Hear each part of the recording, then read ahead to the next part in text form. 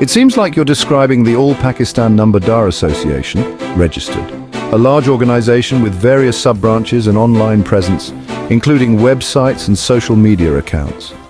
The organization appears to be dedicated to promoting the interests of Nambardars, a type of community leader or representative, and Lambardars, another term for Nambardars, across Pakistan.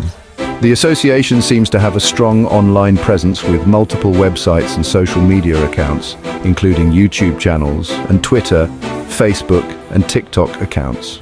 The organization's central office is located in Islamabad and Rawalpindi. It also has an official website and official TV channels, including Nambardar TV, Etihad TV, Pakistan TV, and non-granted TV, Pak TV, Tak TV, Arazi TV. The association's goals and objectives seem to be focused on promoting the welfare and interests of Nambardars and Lambardars.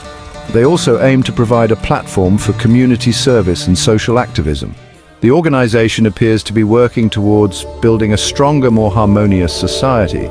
Its efforts seem to be guided by the principles of unity, tolerance, and compassion.